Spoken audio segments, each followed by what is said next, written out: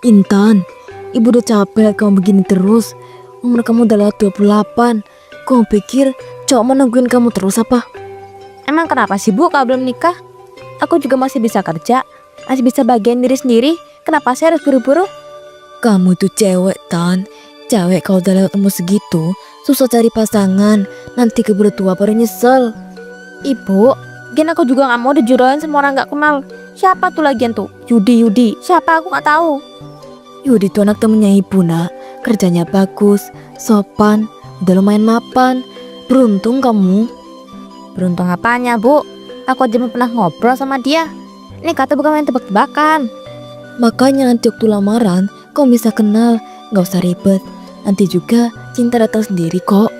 Loh Bu, itu kan bukan cara yang bener dong. Aku bukan barang dong yang bisa dikasih begitu aja ke orang. Kamu pikir ibu ini mau ngerusak hidup kamu apa? Ibu mikir masa depan kamu. Ibu udah tua, pengen lihat kamu ya suami. Ya tapi bukan begini juga caranya Bu. Aku masih pengen milih sendiri. Dari dulu kau milih sendiri hasilnya apa? Kontak ganti pacar gak jelas. Ngilang lah, nyakitin kamu. Belum yang nganggur. Ya itu kan bukan urusan aku yang ngejalanin. Gak semua cowok lihat dari kerjaannya dong. Kalau bukan dari kerjaannya, mau dinilai dari apa? Dari janji manis. Kamu tuh gampang dibodohin cowok juga ya, Tan. Makanya ibu maunya kamu dapat yang pasti-pasti aja. Tapi aku gak cinta Bu.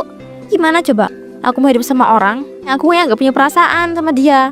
Perasaan bisa tumbuh kok, jangan manja. Dulu waktu ibu nikah sama bapakmu juga dijodohin, gak pakai cinta segala. Tapi lihat kan rumah tangganya jalan. Apanya jalan ribut terus gitu? Aku gak mau hidup kayak gitu. Itu beda cerita. Kamu jangan bandingin. Kamu tuh keras kepala banget ya.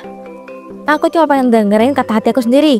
Yudi itu bahkan gak tahu mukanya kayak apa. Udah, intinya minggu depan Yudi sama keluarganya mau datang buat lamaran. Bu, aku belum setuju. Ibu setuju, cukup. Gak bisa gitu Bu, ini hidup aku. Ibu tuh yang terbaik buat anaknya. Ibu hidup lebih lama dari kamu. Aku gak mau nyesel nanti. Kamu bakal lebih nyesel kalau tuh gak punya suami, gak punya anak. Mau ngeluh ke siapa nanti? Bodoh amat, aku gak takut sendirian. Kamu keras kepala banget ya. Dibilangin gak mau denger. Ibu juga gak mau dengerin omongan aku. Setiap aku ngomong, ibu langsung maksa. Ibu maksa karena ibu sayang kamu. Ibu gak mau kamu nyesel di akhir. Udah, gak usah dibahas lagi. Ibu udah janjiin sama keluarga yang Yudi. Minggu depan mereka datang. Seminggu kemudian, aroma teh manis tercium dari ruang tamu tempat lamaran baru saja selesai. Intan duduk di belakang rumah, menatap kosong ke arah kebun kecil yang mulai mengering. Ia masih kesal. Yudi duduk di samping Intan dengan posisi agak menjaga jarak. Kamu kelihatan gak suka sama aku ya? Ketahuan banget ya. Sedikit kelihatan, tapi gak apa-apa. Aku ngerti kok, kamu pasti belum siap kan? Belum siap. Lebih tepatnya gak pengen. Ya udah, aku gak maksa, tapi aku janji kalau nanti jadi nikah, aku bakal berusaha jadi suami yang baik. Udahlah diem kamu, aku pusing. Iya deh, tapi aku boleh duduk sini kan? Terserah. BTW, aku gak bisa masak ya. Jadi nanti jangan harap dimasakin. Gak apa-apa, aku juga sering makan di luar kok. Kamu kerja di mana nih? Ibu aku bilang kamu mapan, tapi aku gak tahu detailnya. Aku kerja di bengkel, tapi aku yang punya juga. Kecil-kecilan aja sih. Oh, bengkel lah. Kirain kantoran. Enggak, aku gak betah soalnya di ruang tertutup. Terus kamu udah pernah pacaran? Pernah sih, tapi ya dulu banget. Sekarang ya udah lama gak deket sama siapa-siapa. Masa sih? Cowok kayak kamu gini, banyak yang suka lah. Enggak juga. Aku gak pandai ngomong manis kayak cowok-cowok zaman sekarang. Tapi masa jarang deket sama cewek? Aneh banget. Ya ada sih yang deket, tapi gak pernah lama. Aku lebih fokus kerja. Lagian ya siapa juga yang mau sama orang biasa kayak aku. Tapi kamu kelihatan tenang ya. Gak kayak kebanyakan cowok yang ngatur. Aku gak bisa ngatur orang, apalagi calon istri sendiri. Kalau aku maunya jalan bareng-bareng, gak ada yang lebih tinggi atau rendah. Beda sama aku. Kalau aku mah bisa dibilang mantanku tuh di mana-mana. Ya siapa juga yang gak suka sama cewek secantik kamu? Ih, apa sih? Ngomong apa sih kamu? Ya beneran, aku cuma jujur aja. Udahlah, aku mau masuk. Oh iya, makasih ya udah mau ngobrol meskipun kamu kelihatan masih sebel. Beberapa bulan kemudian, hari pernikahan itu benar-benar terjadi. Intan duduk di pelaminan dengan senyum yang dipaksakan. Ia masih belum bisa percaya bahwa kini ia adalah seorang istri. Sementara Yudi tampak santai menyalami para tamu. Keesokan paginya, Intan menggeliat pelang. Suaranya serak karena baru bangun. Tan, bangun, udah jam 9 ini. Aku udah siapin sarapan, nanti keburu dingin loh. Ah, jam segitu? Ya ampun, gue ketiduran ya. Iya, aku tadi udah keluar sebentar beli nasi goreng di depan. Aku taruh di meja bawah, tinggal dimakan ya. Makasih ya. Aku kira kamu bakal marah nih. Marah gimana, malah seneng liat kamu bisa tidur nyenyak. Masih adaptasi kan, baru sehari jadi istri.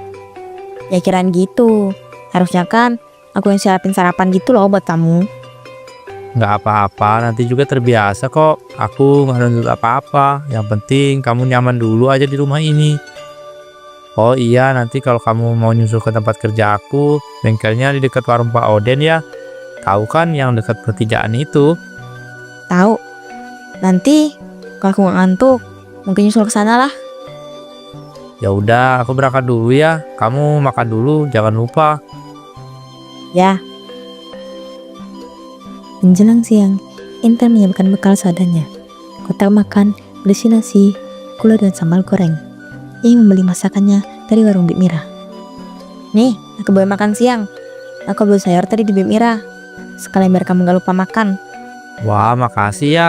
Kira kamu masih tidur di rumah. Kamu udah makan belum? Udah kok aku. Aku sempat mampir tadi beli bakso depan. Masih kenyang banget nih.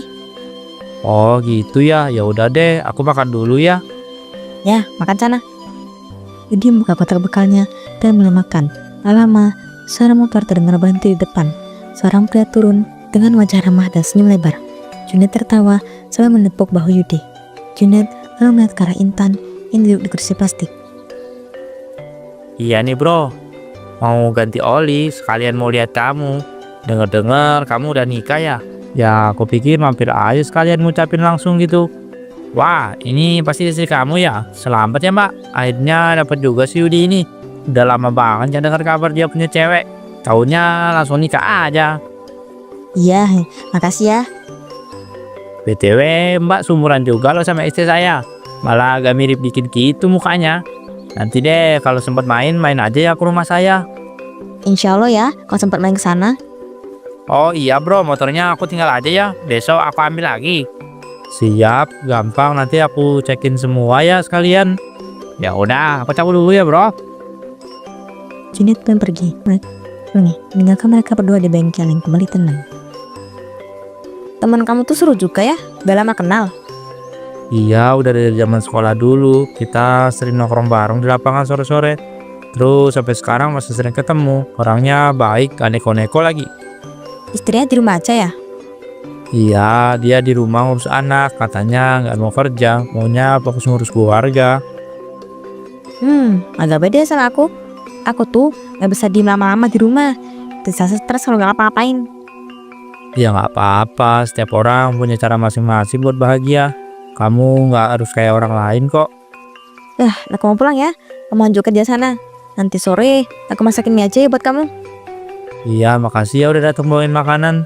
Nah, sama-sama. Hari demi hari berlalu. Intan jadi sering main ke rumah Junet bertemu istrinya. Mereka lumayan bisa akrab dan sering mengobrol bersama. Emang sih, kita belum dikasih rezeki anak.